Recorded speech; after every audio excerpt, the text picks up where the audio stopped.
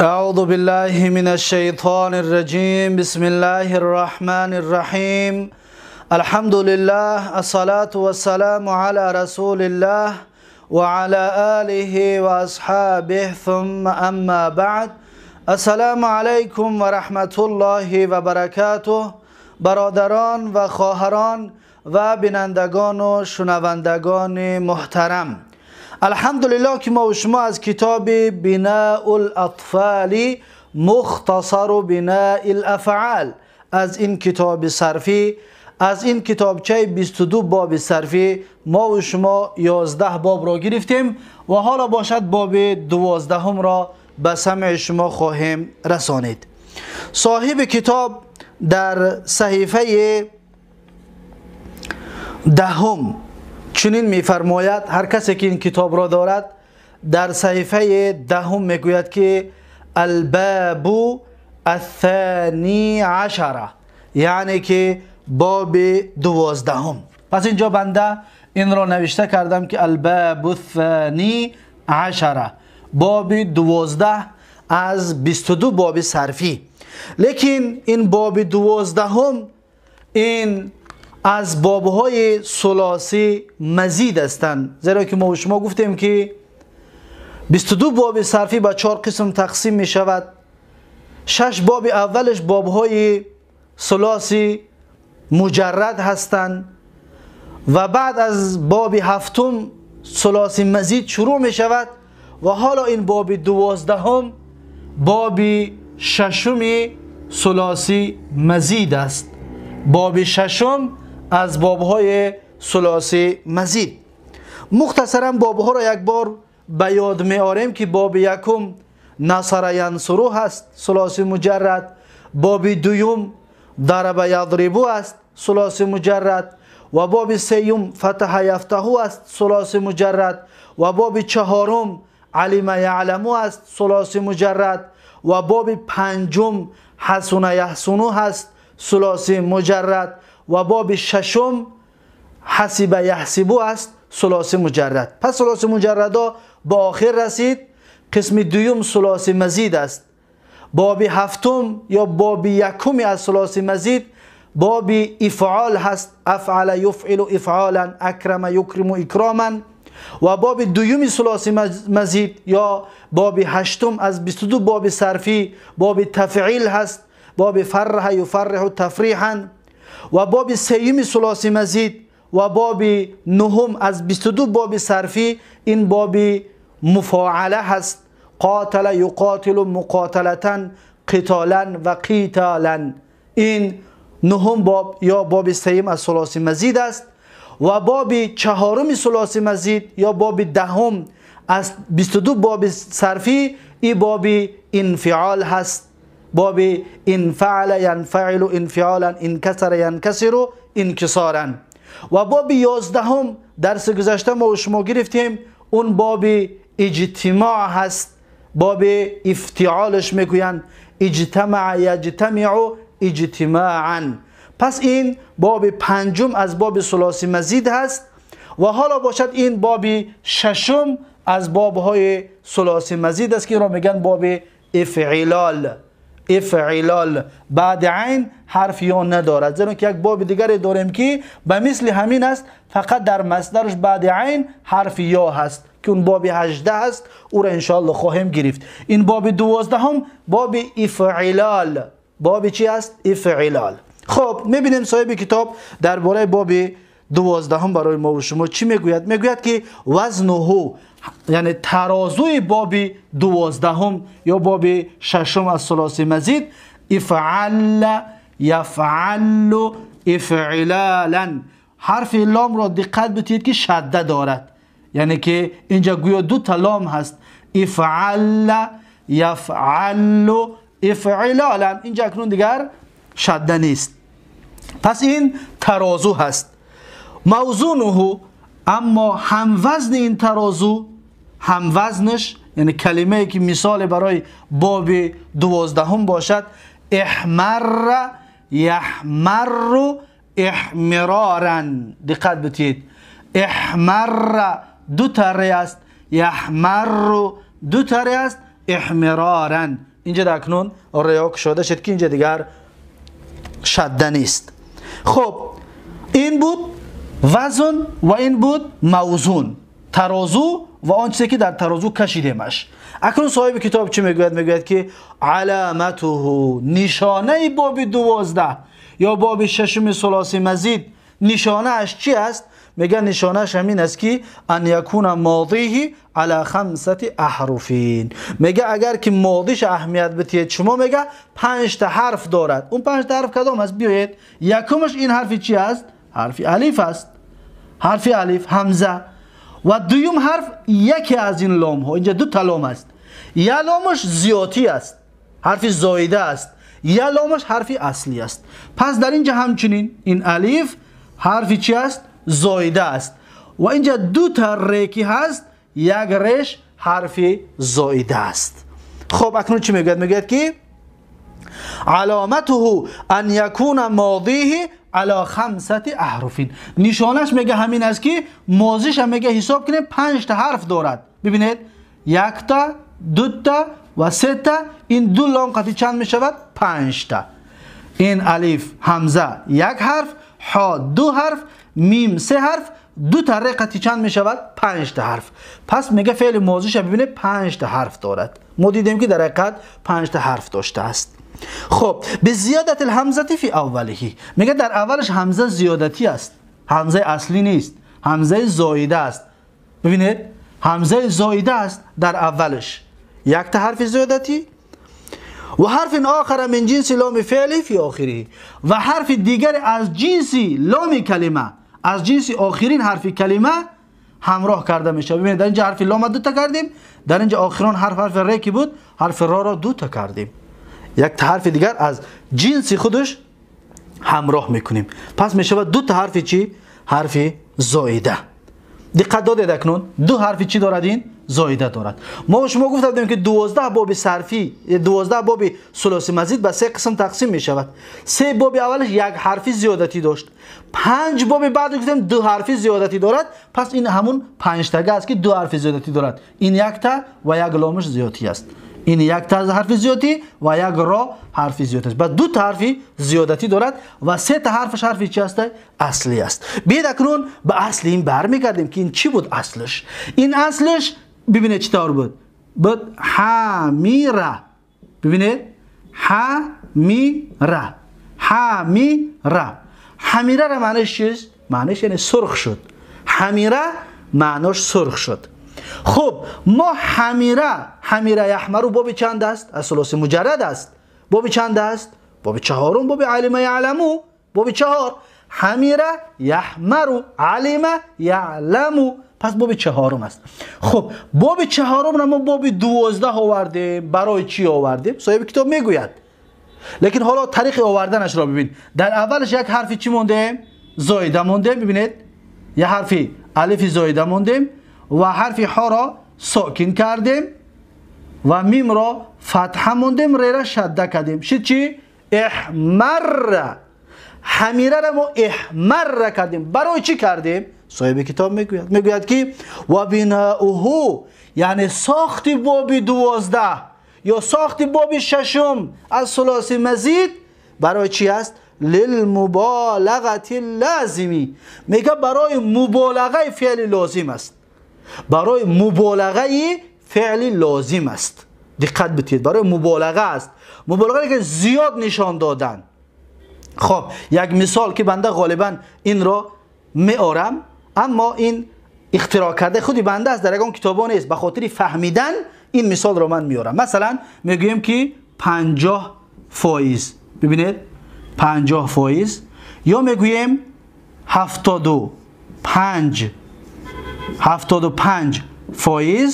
یا چی میگویم؟ یا میگویم 100%. دقت بتید اکنون چی فایده دارد؟ این برای فهمیدن همین باب است و بس. این در یگان کتاب نیست، فقط برای فهمیدن بنده این مثال تطبیق میکنم یا میفهمونم کسانی که پیش بنده تعلیم گرفتن علمی صرف را. خب ببینید احمر اصلش گفتیم چی بود؟ بیا اصلش در بر میگردیم. اصل این ببینید حمیره بود. حمیره یعنی سرخ شد. مثال این قلم 50% سرخ شدگی باشد، 50%، پس عرب میگد که حمیره. دیدید؟ حمیره. حمیره یعنی سرخ شد. چند قدر سرخ شد؟ مثال 50%. یعنی سرخ نیست، 50% سرخ شد. اما همین سرخ باز زیادتی شود، کم تا زیاد شود. پس ما حمیره بابی 4 بود، بابی 12 اش میاره میگیم احمر. احمر. دیدید؟ احمر یعنی 75% سرخ شد، یعنی سرخش زیادتر شد. اکنون 100% باز سرخ شود، او را با میگوییم، این را باب 18 هست، این را انشاءالله بعدا میخونیم. حالا مثالش فقط نویسته براتون بمونم. احمر یعنی 100% سرخ شد. دقت دادید شما؟ حمیره یعنی مثلا 50% سرخ شد، یعنی که سرخ است لیکن سرخ نیست، سرخ است. احمر 75% سرخ، یعنی سرخش زیادتر شد. احمر یعنی آخرین درجه سرخی در رسید. دقت دادید؟ این برای فهمیدن این مثال ها بود. این باب 18 است، این را بعدا انشاءالله میخونیم. حالا برای ما این در کار است، احمر در کار است. حمیره سرخ شد، احمر زیادتر سرخ شد. انا میرم میگن للمبالغه لازمی، فعل لازمه. مثلا این میگه، مثلا من میگم که حمیره زیدون، یعنی چی شد؟ حمیره زیدون یعنی سرخ شد زید، یعنی رنگ روش سرخ شد، روش سرخ شد. حمیره زیدون که گفتم روش سرخ شده است، کم تا روش سرخ شده است. وقتی من بگویم که احمر زیدون یعنی سرخی روی زید زیادتر شد. احمر زیدون سرخی روش چی شد؟ بسیارتر شد. پس میگه که این ببینید کم 50% شد. برای مبالغه نشان دادن، برای زیاد نشان دادن این باب میاریمش. باب 12 میگیم احمر زیدون یعنی بسیارتر سرخ شد زید. دقت دادید اکنون؟ مبالغه لازم معنیش همین است، یعنی فعل لازم را ما با این مبالغه میکنیم، زیاد نشان میدیم، با این بابی 12. خب و یکثر للالوان والعیوب، میگه غالبا باب 12 برای رنگ است، فقط غالبش یعنی بسیار وقت برای رنگ میآید. یکم مسئله. دوم مسئله برای عیب میآید، برای یکم کمبودی در جسم انسان، برای عیب، یکم چیز کمبودی، نقصان، برای این میگه میآید. خب برای اینها مثالش آوردگی هستیم. بیایید یک جا این مثال را میبینیم. خب اول اینجا را کشاده کنیم به خاطر نوشتن این مثال. دقت بتید میگوید که احمر زیدون، احمر زیدون. دقت بتید میگد که احمر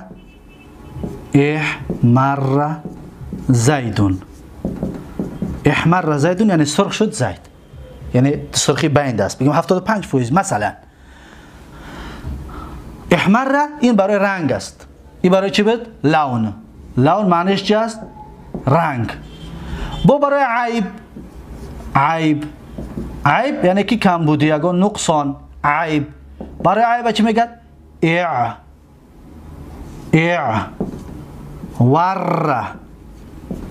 اعور زیدون، اعور زیدون یعنی چی شد؟ اعور زیدون یعنی یک چشم زید کور شد. یک چشم انسان کور شود عیب است، نه نقصان است. پس ببینید بابی چنده؟ 12. برای ما گفتیم برای لونه احمر سرخ شد زید، برای عیب است نقصان اعوره یعنی یک چشمش کور شد. پس احمره از بابی چنده؟ از بابی 5 حمیره یعنی سرخ شد حمیره. اعوره همچنین از بابی 5 اصلش چی است؟ عویره.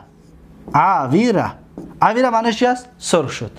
عویره، معذرت میخوام، عویره معنیش یک چشمش کور شد، یک چشمش کور شد. پس یک چشمش یک کم تا کور شد. وقتی میگیم اعور زیدون یعنی یک چشمش بگیم 75% بیناییش دست داد، مثلا 75% بینایی را دست داد. اما اگر بگیم اعور زیدون پس آگزه یک چشمش دیگر نمیبیند، باب 18 که ببریم که اون را ان شاء الله در جای خودش میخونیم. پس ببینید این برای رنگ بود. اکنون بیایید هر کلمه‌ای که برای رنگ است اینجا میاریم. مثلا من میگویم بیضا. بیضا یعنی سفید شد. بیضا سفید شد. اگر که من باب 18 بیارم بیضا را چی میگم؟ ابیضا. اینطور ابیضا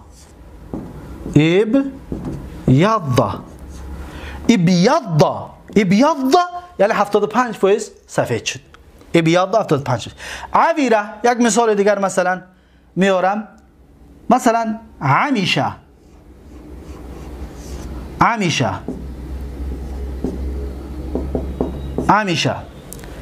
عمیشه معناش بینایی انسان ضعیف شد. بینایی ضعیف شد. عمیشه. وقتی باب 18 میارم چی میشود؟ مشه. ببینید اعمش یعنی 75% بیناییش ضعیف شد. دقت دادید؟ یعنی که از این زیادتر اگر که 50% باشد این 75%. دقت دادید؟ پس این باب 12 یا باب 6 ثلاثی مزید میگه و یکثر للالوان والعیوب. غالبا برای لون یعنی رنگ و عیب است. مثلا سیاهی را عرب میگه سویده، سیاه شد. سویده سیاه شد.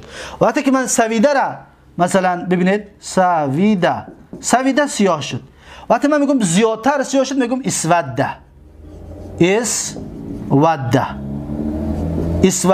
یعنی زیادتر سیاه شد. مثلا صفیره یعنی زرد شد. صفیره زرد شد. وقتی من بگم اصفره یعنی زیادتر زرد شد. دیدید؟ اصفره زیادتر چی شد؟ زرد شد. پس این هست چطور صاحب کتاب میگه که للالوانی والعیوب برای لون و عیب است. مثال الالوان نحو مثال لون مانند احمر زیدون یعنی سرخ شد زید. مثال العیوب نحو اعور. مثال عیب باشد اعور زیدون یعنی که بینایی زید ضعیف شد. بیناییش 75% ضعیف شد. خب این بود باب 12. اکنون بعد از این اعراب است که اعرابش احمر فعل ماضی مبني على الفتح لا محل له من الاعراب زيد فاعل مرفوع علامه رفعه الضمه الظاهره. اعور فعل ماضي مبني على الفتح لا محل له من الاعراب زيد فاعل مرفوع علامه رفعه الضمه الظاهره. با همین این درس 12 به آخر رسید. اکنون بیایید ما و شما این باب ها را میاریم به چه؟ از اشتقاق های 12 گانش. اول اینجا رو پاک میکنیم زیرا که این باب یک کمه برای ما و شما یا از ما و شما یک چند طلبات دارد. دقت بدید چند طلبات دارد که این طلبات رو باید یکی ما و شما بدونیم، زیرا که هر یک چیزهایی که میگیم در دفتراتون باید نوشته کنید اگر که شما میخواهید در آینده درست فهمنده این باشید. مثلا احمره مثلا اسوده این کلمه ها رو نوشته میمونیم برای حالا کار کردن. اسوده اصفره مثلا یا میگیم اعوره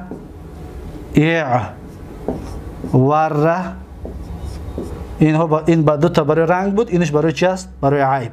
اعوره و همچنین میگیم اعمشه. خب اعمشه اینها مثال های هست که حالا اینها را کار میکنیم. خوب ببینید اولا قسم های 12 گانه را بیایید یک بار میگیریم. چطور میآید؟ فعل ماضیش چیه؟ احمره.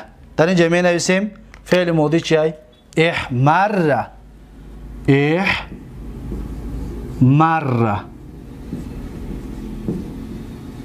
دقت بدید این مسئله بسیار مسئله مهم است.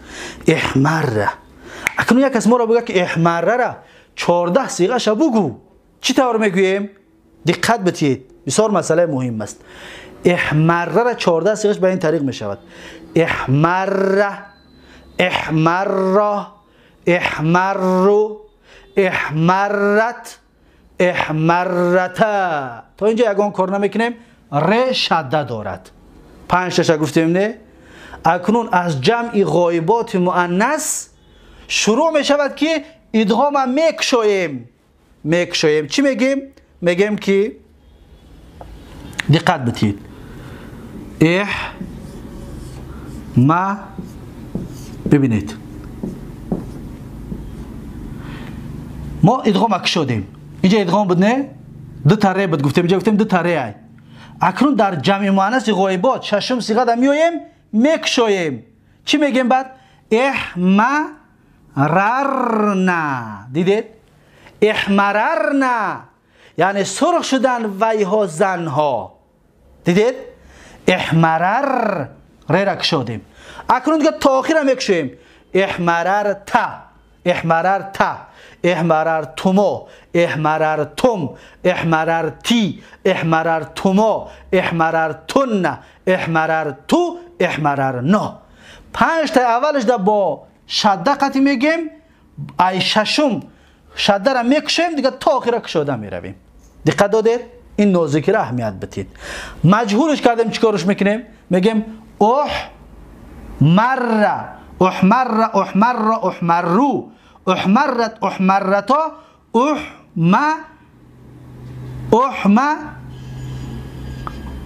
احمریرنا. ما قبل آخر چیکار میکنیم؟ کسر. احمریرنا احمریرنا این چی است؟ مجهولش است. دیگه تا آخر میریم. احمریرتا احمریرتما احمریرتم احمریرتی احمریرتما احمریرتن احمریرتو احمریرنا. تا آخر دیگر همینطور با کسره ریقتی رفتن میگیریم. دقت دادید؟ اینا در دفتراتون بنویسید. خب این در فعل ماضی بود. این نازکی در فعل ماضی. در فعل ماضی این را میبندیم. حالا خلاص شد. بیایید اکنون این را بگیم چیکار میکنیم؟ اسود اسود اسودو اسودت اسودتا اسوددنا. دیدید؟ اسودد چیکارش کردیم؟ کشیدیمش نه؟ اسوددنا اسوددنا. دیدید؟ اعوره را چی میگیم؟ ششم صیغه اجده. اعوررنا. دیدید؟ اعوررنا یعنی که بینای شما زنها بینای ویها زنها ضعیف شد. اعمش را چی میگیم؟ اعمششنا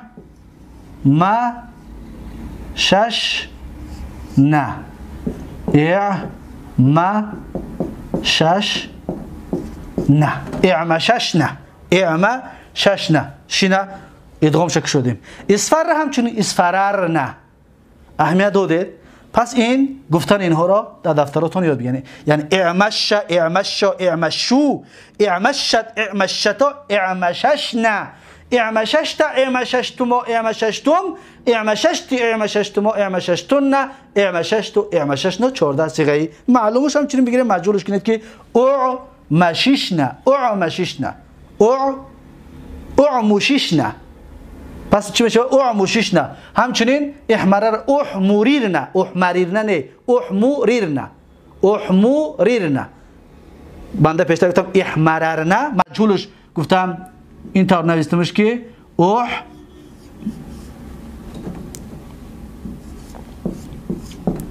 پیشتر گفتم که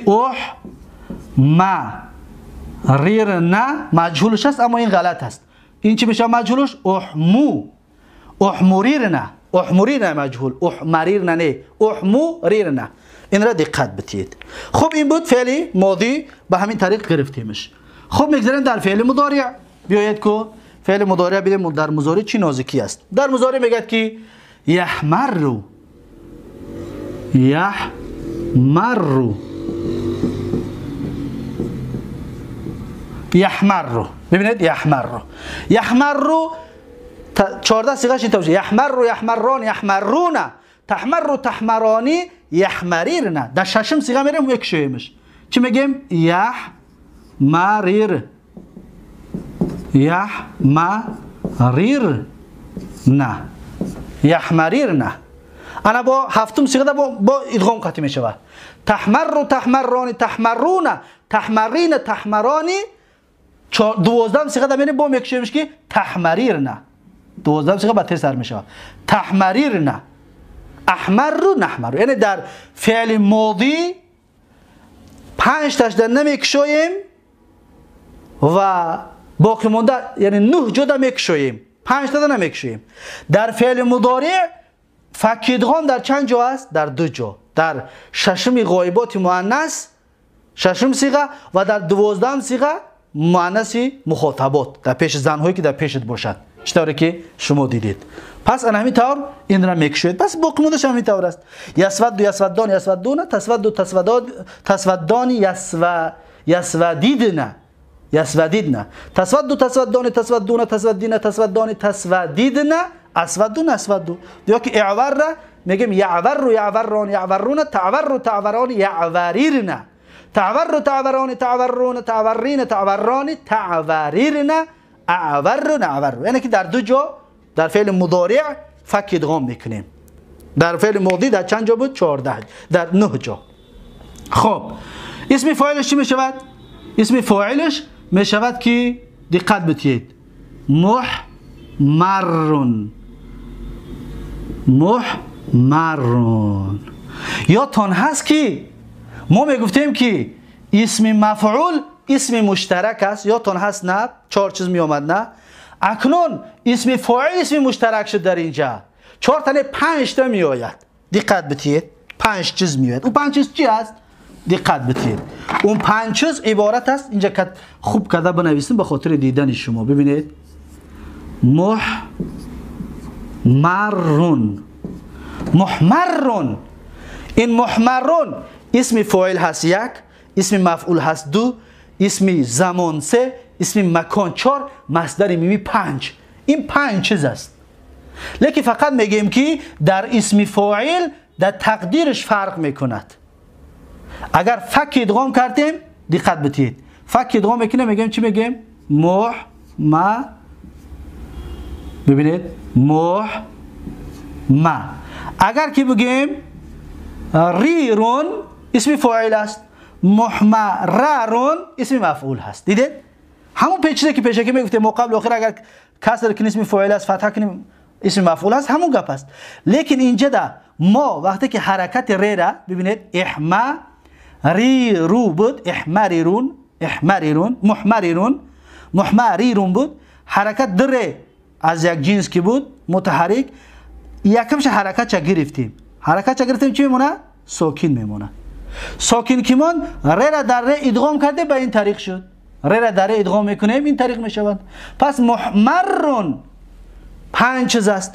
اگر که کسی بگه که اصل چی بود میگیم که محمریرون اسم فاعل بود، محمریرون اسم فاعل هست، محمررون انا این اسم مشترک است میگیم. لیکن در اینجا ظاهرش اسم مشترک ما 5 چیز برای همین میگیمش. 5 چیز است. اسم فاعل، اسم مفعول، اسم زمان، اسم مکان، مصدر میمی به همین شکل می آید.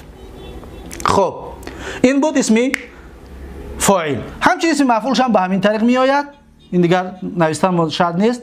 بس اسم مفعولش چی می شود؟ فعل جهدش چی می شود؟ لم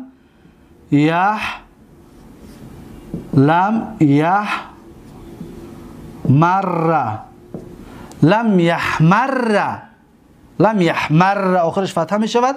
در چند وجه جایز کسی را بعدا می خونیم. لا یحمر فعل نفی، لا یحمر، لم یحمر این سرخ نشد، لا یحمر سرخ نمی شود. فعل امرش چی می شود؟ فعل امرش می شود احمر. فعل امرش می شود احمر. در اینجا آخرش داد چند وقت جایز که هست یا گفتیم بعد میخونیمش. احمر همچنین فعل چی هست؟ فعل امر هست و مثل فعل چی شد؟ فعل ماضی شد، اما این فرق دارد. احمر این از فعل چیش میگیریم؟ از فعل ببینید قاعده هم بدون دقت بتید خلاص دیگه اگه مشکلی نمیشه. از تحمرو از چی میگیریم؟ از تحمرو. آخرش نگاه میکنیم وقتی که حرف مضارعت رو از بین بردیم در اینجا احتیاج ساکن که هست احتیاج به چی داریم؟ به الف داریم. پس میشه احمرر فعل امر. را را نگاه میکنیم، دو را برای ادغام کردن حرکت این را میگیریم. چی میشود؟ این را فتحه میتیم، فتحش میتیم میشود احمر. ببینید اینطور حرف مضارعت رو که گرفتیم میشود احمر و مثل فعل ماضی میشه، لیکن فعل امر هست، یعنی سرخ شو تو. احمر سرخ شو تو. خب این فعل امر است. بعد از این 6 صیغه داره، صیغه شما خودتون بنویسید. بعد از این فعل نهی است. فعل نهی چی است؟ لا تحمر، لا تحمر. اسم زمان و مکانش چطوری که در بالا گفتیم 5 چیز است. اسم آلت از این باب نیست، اسم تفضیل همچنین از این باب نیست. دقت دادید؟ پس به همین طریق باب 12 یا باب 6 از ثلاثی مزید کار کرده می شود و همین طور گرفته می شود. پس این هست درس امروزه ما و شما. پس در اینجا در چر آخر را ما فتحه کردیم و در اینجا چند وجه جایز است. اینها را که انشاءالله در کتاب بعدی احمری گفتنم همچنین جایز است، با کسره کردن حرف ر در فعل امر.